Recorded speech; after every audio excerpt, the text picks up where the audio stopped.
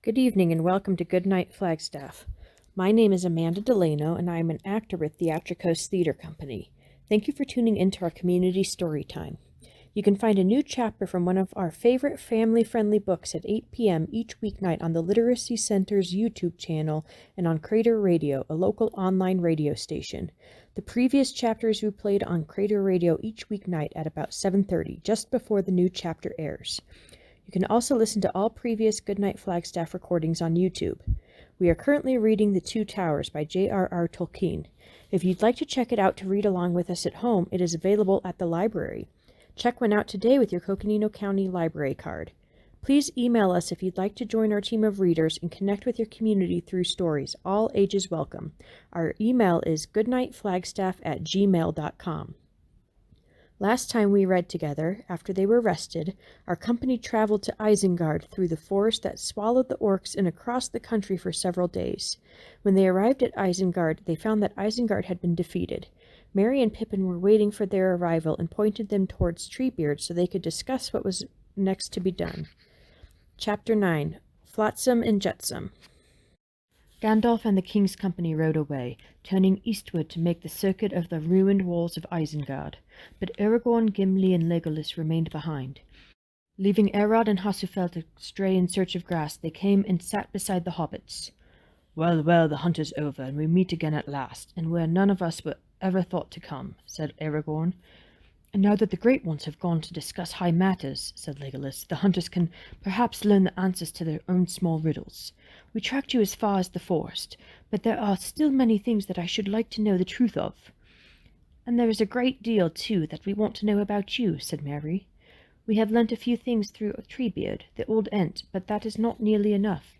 "All in good time," said Legolas. "We were the hunters, and you should give an account of yourselves to us first." "Or second," said Gimli. "It would go better for after a meal. I have a sore head, and it is past midday. You truants might make amends by finding us some of the plunder that you spoke of. Food and drink would pay off some of my score against you." "Then you shall have it," said Pippin. "Will you have it here, or in more comfort in what's left of Saruman's guardhouse, over there under the arch?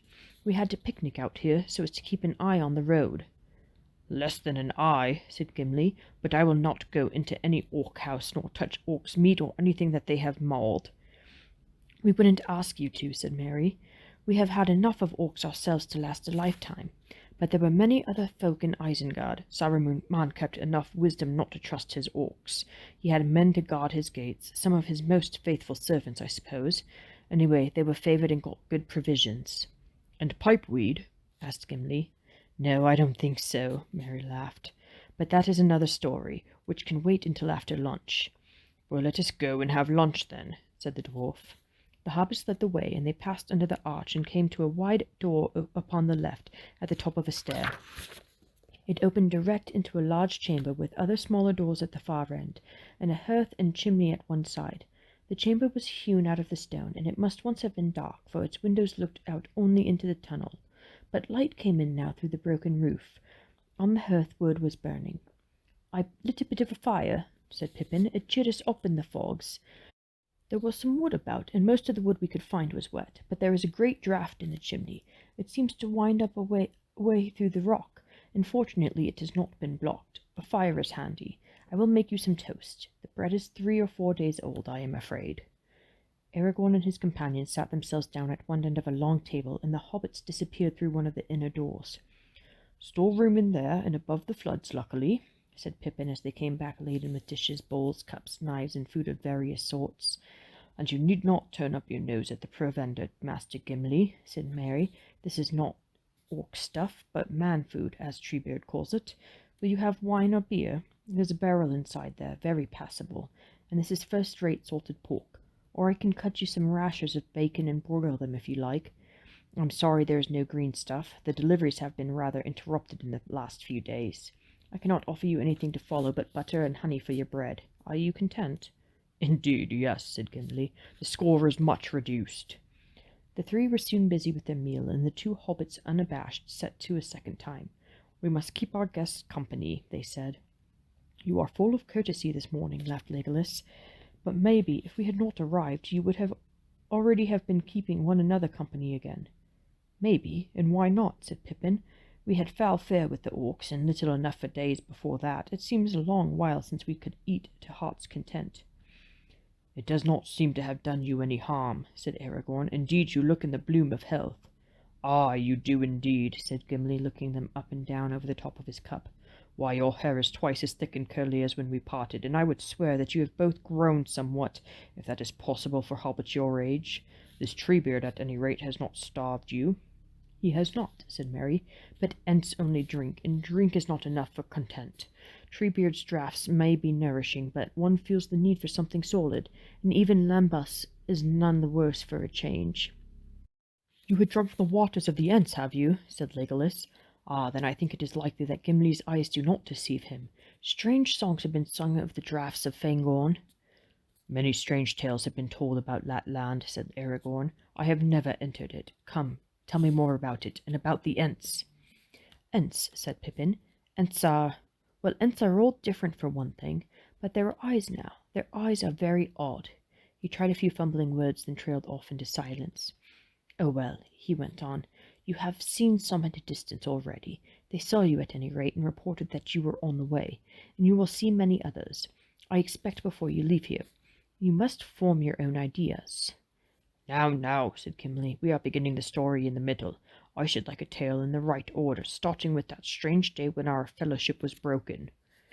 You shall have it if there is time, said Merry, but first, if you have finished eating, you shall fill your pipes and light up, and then for a little while we can pretend that we are all back safe at Bree again, or in Rivendell. He produced a small leather bag full of tobacco. We have heaps of it, he said, and you can all pack as much as you wish when we go. We did some salvage work this morning, Pippin and I. There are lots of things floating about. It was Pippin who found 2 small barrows, washed up out of some cellar or storehouse, I suppose. When we opened them, we found they were filled with this, as fine a pipeweed as you could wish for, and quite unspoiled. Gimli took some and rubbed it in his palms and sniffed it. It feels good, and it smells good, he said. It is good, said Merry. My dear Gimli, it is Longbottom leaf. There were the hornblower brand marks on the barrels, as plain as plain. How it came here, I can't imagine. For Saruman's private use, I fancy. I never knew that it went so far abroad, but it comes in handy now. It would, said Gimli, if I had a pipe to go with it. Alas, I lost mine in Moria, or before. Is there no pipe in all your plunder? No, I'm afraid not, said Merry. We have not found any, not even here in the guard-rooms. Saruman kept his dainty to himself, it seems, and I don't think it would be any use knocking on the doors of Orthanc to beg a pipe of him. We shall have to share pipes, as good friends must at the pinch. Have a moment, said Pippin. Putting his hand inside the breast of his jacket, he pulled out a little soft wallet on a string. I keep a treasure or two near my skin, as precious as rings to me. Here's one, my old wooden pipe, and here's another, an unused one. I have carried it a long way, though I don't know why. I never really expected to find any pipeweed on the journey, when my own ran out, but now it comes in useful after all. He held up a small pipe with a wide flattened bowl and handed it to Gimli. Does that settle the score between us? He said. Settle it, said Gimli. Most noble hobbit, it leaves me deep in your debt. Well, I am going back into the open air to see what the wind and sky are doing, said Legolas. We will come with you, said Aragorn. They went out and seated themselves upon the piled stones before the gateway.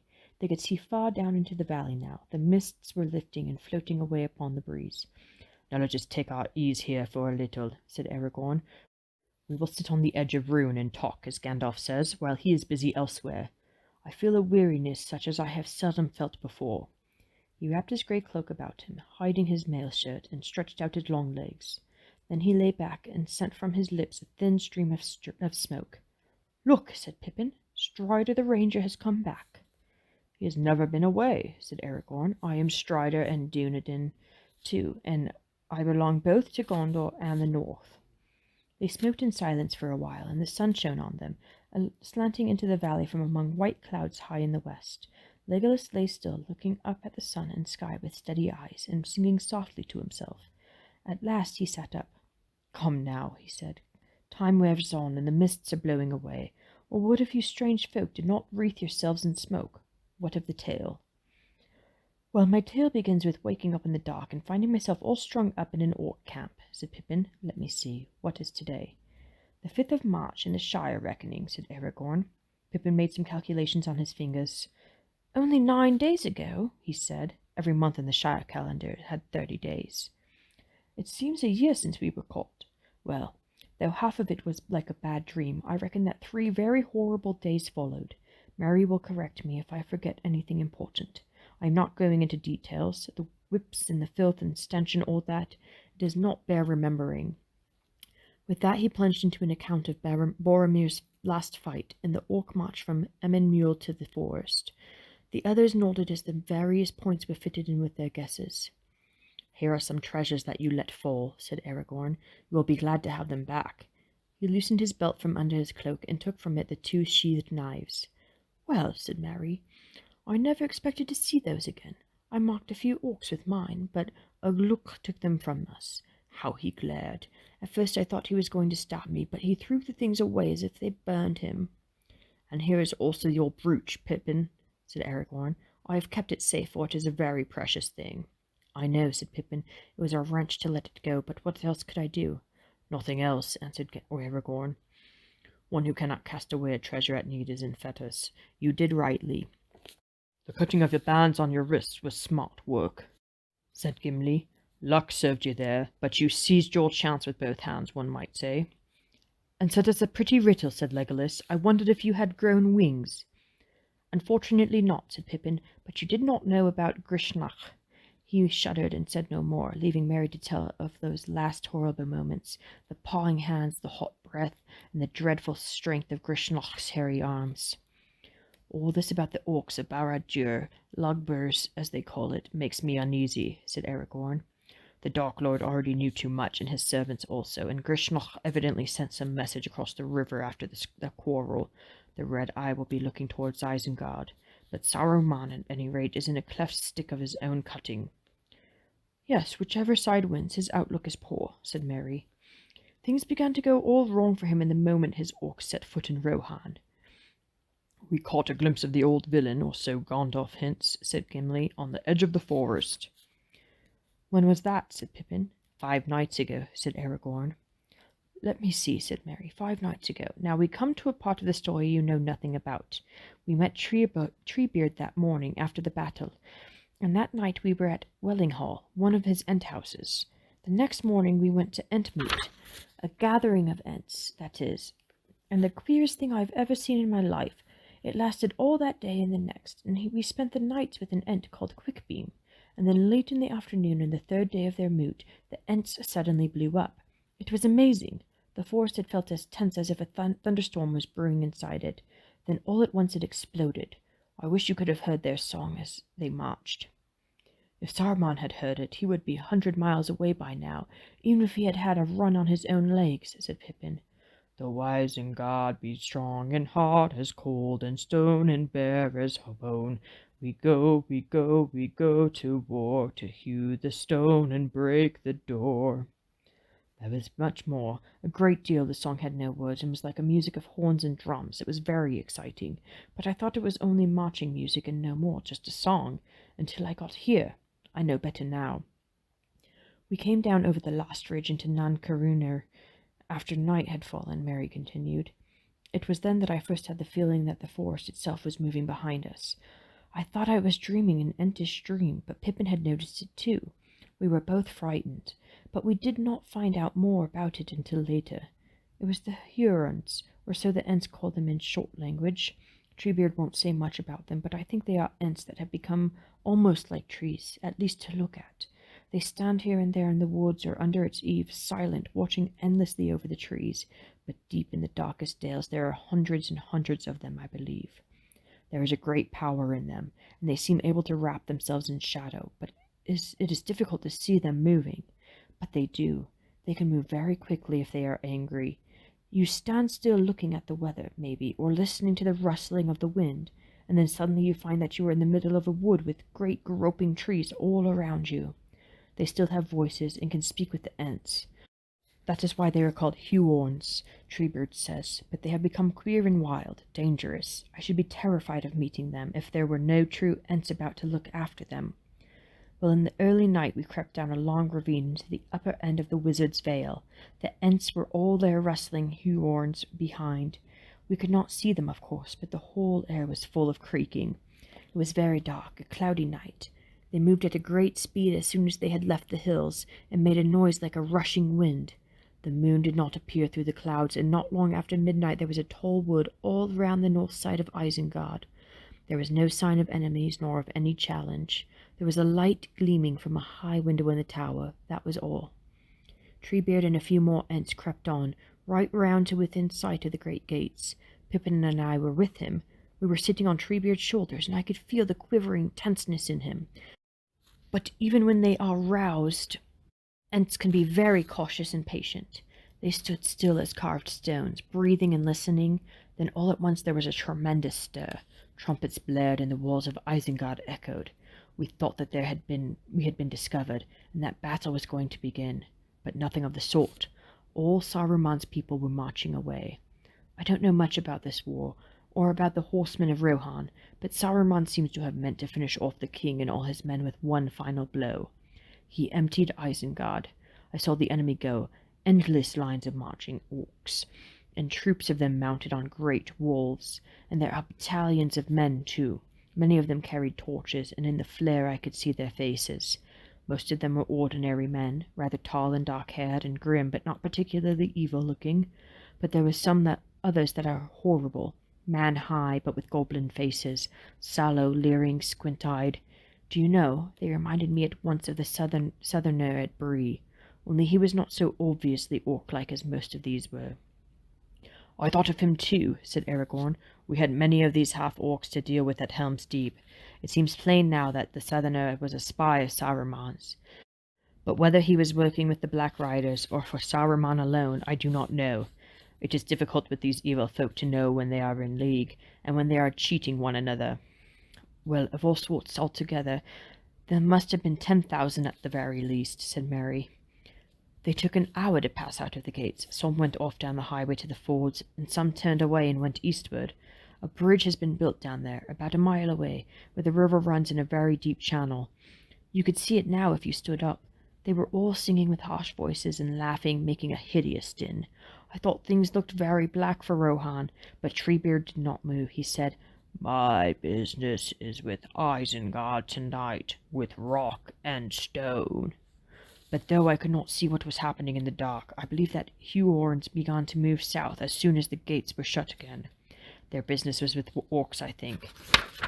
They were far down the valley in the morning, or at any rate there was a shadow there that one couldn't see through. As soon as Saruman had sent off all his army, our turn came. Treebeard put us down and went up to the gates and began hammering on the doors and calling for Saruman. There was no answer, except arrows and stones from the walls. But arrows are no use against Ents. They hurt them, of course, and infuriate them, like stinging flies. But an Ent can be stuck as full of orc arrows as a pincushion and take no serious harm. They cannot be poisoned, for one thing, and their skin seems to be very thick and tougher than bark. It takes a very heavy axe stroke to wound them seriously. They don't like axes.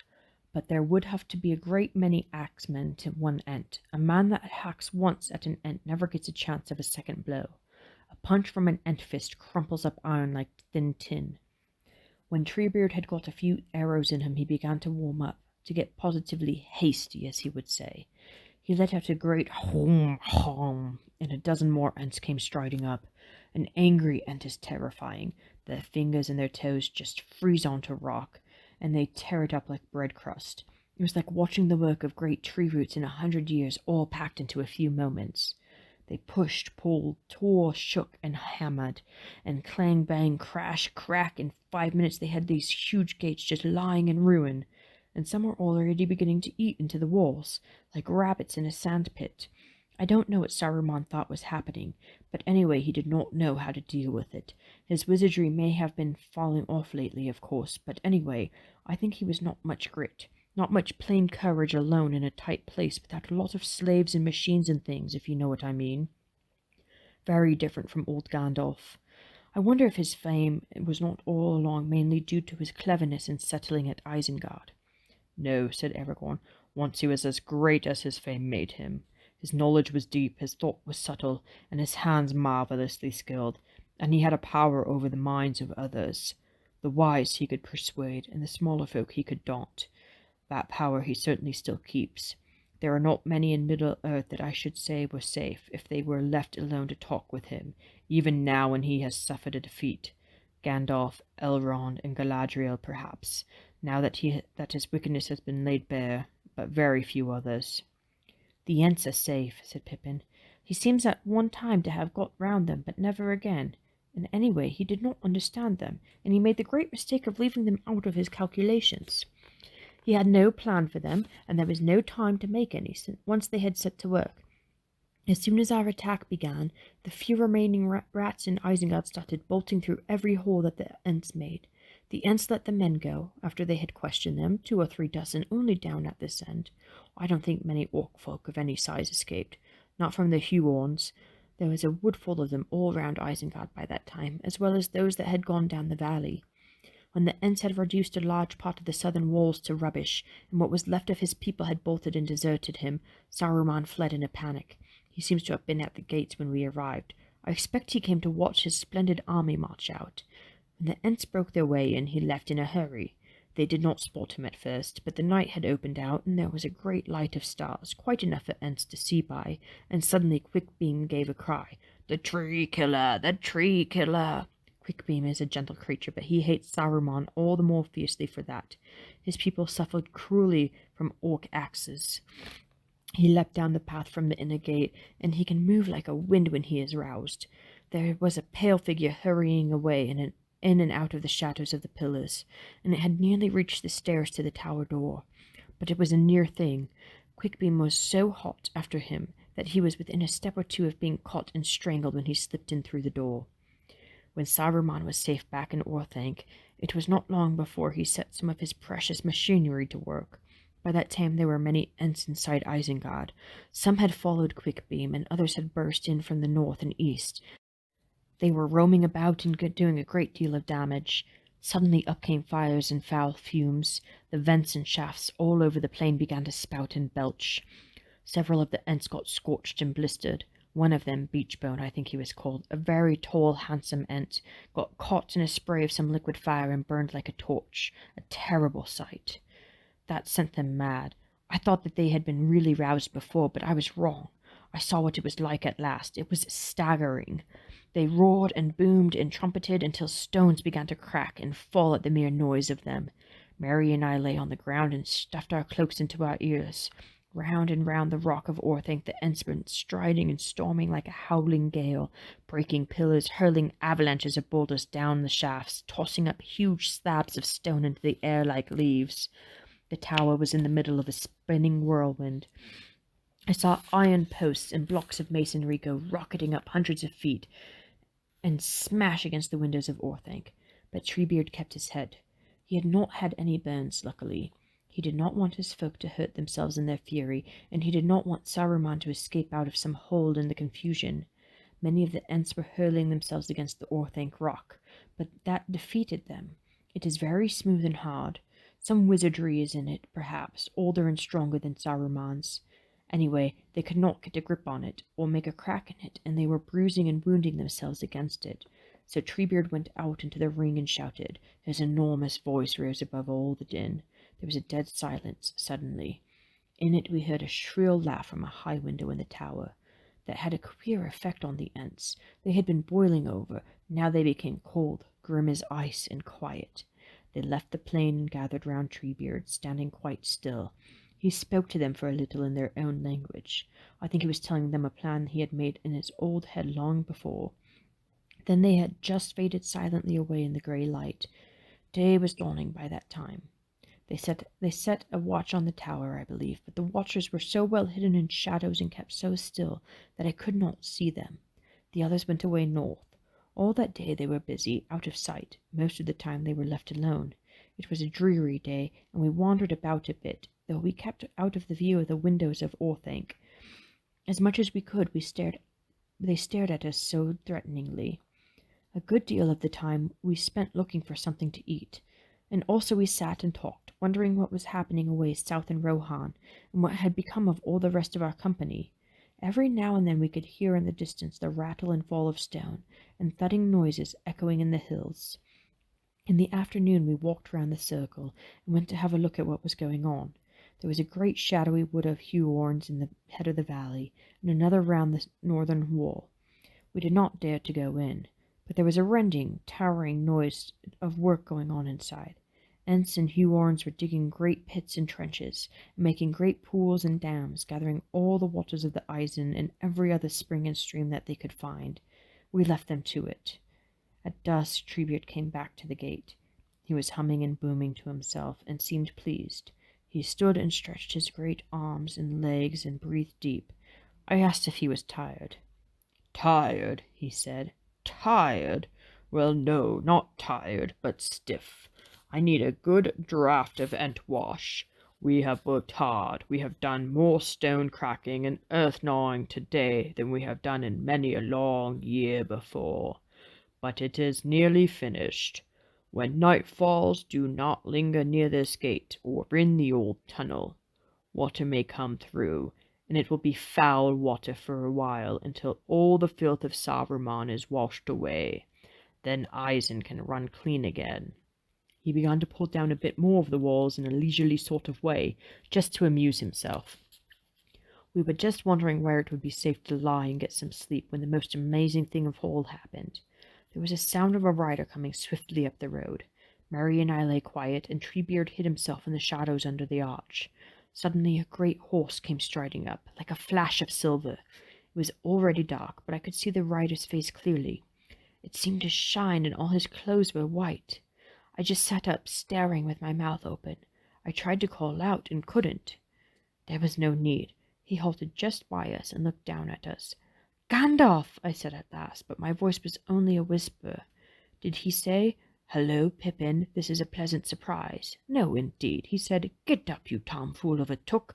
Where in the name of wonder and all this ruin is Treebeard? I want him, quick." Treebeard heard his voice and came out of the shadows at once, and there was a strange meeting. I was surprised, because neither of them seemed surprised at all. Gandalf obviously expected to find Treebeard here, and Treebeard might almost have been loitering about near the gates on purpose to meet him. Yet we had told the old Ent all about Moria. But then I remembered a queer look he gave us at the time. I can only suppose that he had seen Gandalf or had some news of him, but would not say anything in a hurry. "Don't be hasty" is his motto, but nobody, not even elves, will say much about Gandalf's movements when he is not there. Gandalf," said Treebeard, "I'm glad you have come. Wood and water, stock and stone, I can master, but there is a wizard to manage here." "Treebeard," said Gandalf, "I need your help. You have done much, but I need more. I have about 10,000 orcs to manage." Then those two went off and had a council together in some corner.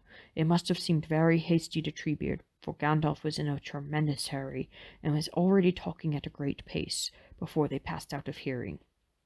They were only away a matter of minutes, perhaps a quarter of an hour, when Gandalf came back to us, and seemed relieved, almost merry. He did say he was glad to see us then. "But Gandalf," I cried, "where have you been, and have you seen the others?" "Wherever I have been, I am back," he answered in the genuine Gandalf manner. "Yes, I have seen some of the others, but news must wait. This is the perilous night, and I must ride fast. But the dawn may be brighter, and if so, we shall meet again. Take care of yourselves, and keep away from Orthanc. Goodbye." Treebeard was very thoughtful after Gandalf had gone. He had evidently learnt a lot in a short time and was digesting it. He looked at us and said, "Well, I find you are not such hasty folk as I thought. You said much less than you might, and no more than you should. This is a bundle of news, and no mistake. Well, now Treebeard must get busy again." Before he went we got a little news out of him, and it did not cheer us up at all. But for the moment we thought more about you three than about Frodo and Sam, or about poor Boromir. For we gathered that there was a great battle going on, or soon would be, and that you were in it, and might never come out of it. "Huorns will help," said Treebeard. Then he went away, and we did not see him again until this morning. It was deep night. We lay on top of a pile of stone and could see nothing beyond it. Mist or shadows blotted out everything like a great blanket all around us. The air seemed hot and heavy, and it was full of rustlings, creakings, and a murmur like voices passing. I think that hundreds more of the Huons must have been passing by to help in the battle. Later there was a great rumble of thunder away south, and flashes of lightning far away across Rohan. Every now and then we could see mountain peaks, miles and miles away, stab out suddenly, black and white, and then vanish. And behind us there were noises like thunder in hills, but different. At times the whole valley echoed. It must have been about midnight when the Ents broke the dams and poured all the gathered waters through a gap in the northern wall, down into Isengard. The Huon dark had passed, and the thunder had rolled away. The moon was sinking behind the western mountains. Isengard began to fill up with black, creeping streams and pools. They glittered in the last light of the moon as they spread over the plain. Every now and then the waters found their way down into some shaft or spout hole. Great white steams hissed up. Smoke rose in billows. There were explosions and gusts of fire. One great coil of vapor went swirling up, twisting round and round Orthanc until it looked like a tall peak of cloud, fiery underneath and moonlit above. And still more water poured in, until at last Isengard looked like a huge flat saucepan, all steaming and bubbling. "We saw a cloud of smoke and steam from the south last night, when we came to the mouth of Nan Carunir," said Aragorn. "We feared that Saruman was brewing some new devilry for us." "Not he," said Pippin. "He was probably choking and not laughing any more. By the morning yesterday morning, the water had sunk down into all the holes, and there was a dense fog. We took refuge in that guard-room over there, and we had rather a fright. The lake began to overflow and pour out through the old tunnel, and the water was rapidly rising up the steps. We thought we were going to get caught like orcs in a hole, but we found a winding stair at the back of a storeroom that brought us out on top of the arch. It was a squeeze to get out, as the passages had been cracked and half-blocked with fallen stone near the top. There we sat high up above the floods and watched the drowning of Isengard. The Ents kept on pouring in more water, till all the fires were quenched and every cave filled. The fog slowly gathered together and steamed up into a huge umbrella of cloud. It must have been a mile high. In the evening there was a great rainbow over the eastern hills, and then the sunset was blotted out by a thick drizzle on the mountain-sides. It all went very quiet. A few wolves howled mournfully far away. The Ents stopped the inflow in the night and sent the Isen back into its old course. And that was the end of it all. Since then the water has been sinking again. There must be outlets somewhere from the caves underneath, I think. If Saruman peeps out of any of his windows, it must look like an untidy, dreary mess. We felt very lonely. Not even a visible Ent to talk to in all the ruin, and no news. We spent the night up on top there above the arch, and it was cold and damp, and we did not sleep. We had a feeling that anything might happen at any minute. Saruman is still in his tower. There is a noise in the night like a wind coming up the valley. I think the Ents and Huons that had been awake came back then, but where they have all gone to now I don't know. It was a misty, moisty morning when we climbed down and looked round again, and nobody was about. And that is about all there is to tell. It seems almost peaceful now after all the turmoil, and safer too somehow since Gandalf came back. I could sleep."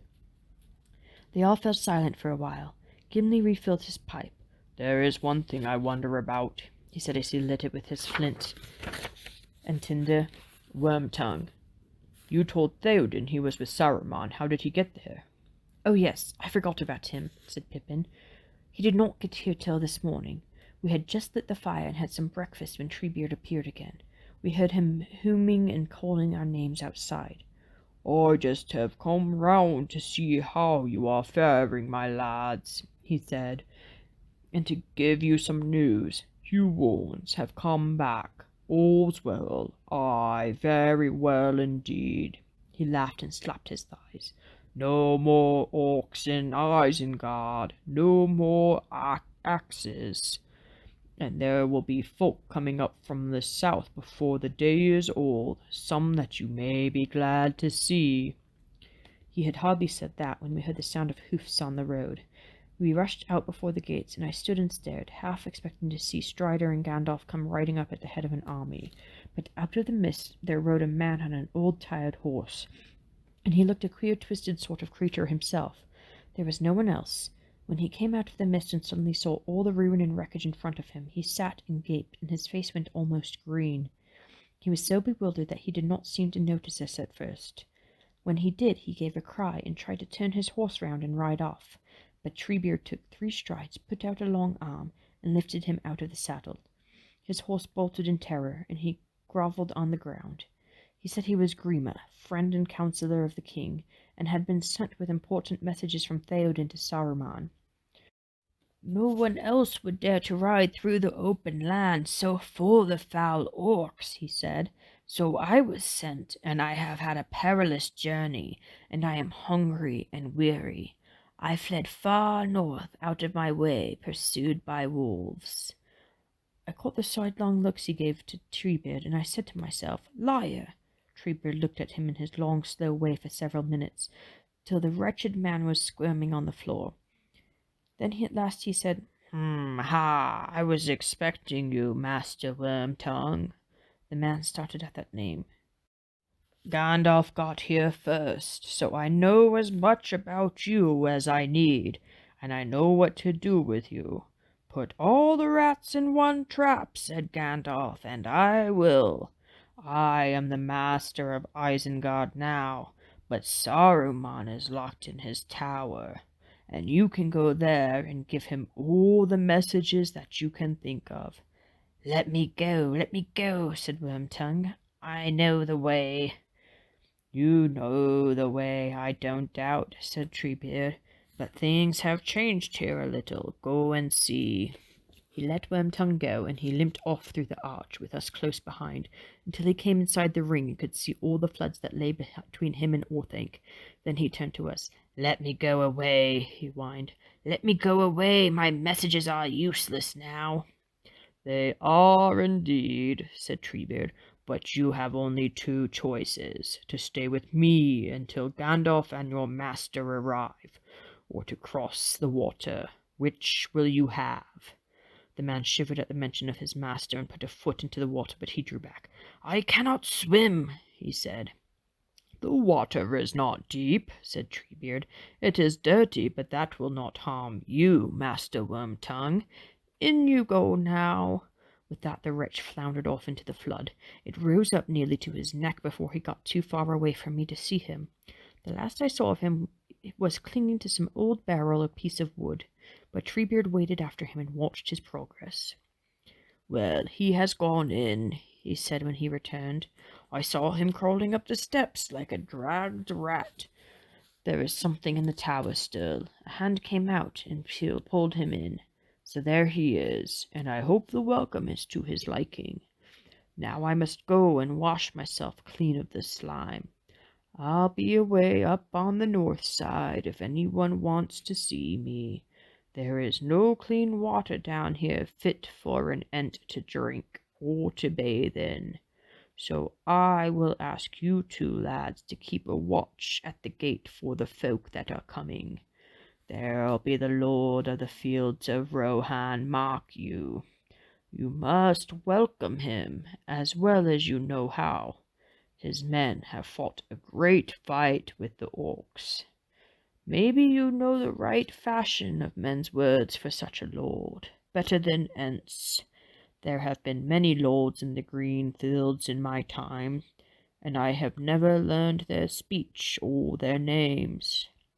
They will be wanting man food, and you know all about that, I guess. So find what you think is fit for a king to eat if you can. And that is the end of the story, though I should like to know who this Wormtongue is. Was he really the king's counsellor? He was, said Aragorn, and also Saruman's spy and servant in Rohan. Fate has not been kinder to him than he deserves. The sight of the ruin of all that he thought so strong and magnificent must have been almost punishment enough, but I fear that worse awaits him. Yes, I don't suppose Treebeard sent him to Orthanc out of kindness, said Mary. He seemed rather grimly delighted with the business, and was laughing to himself when he went to get his bathe and drink. We spent a busy time after that, searching the flotsam and rummaging about. We found 2 or 3 storerooms in different places nearby, above the flood level, but Treebeard sent some Ents down, and they carried off a great deal of the stuff.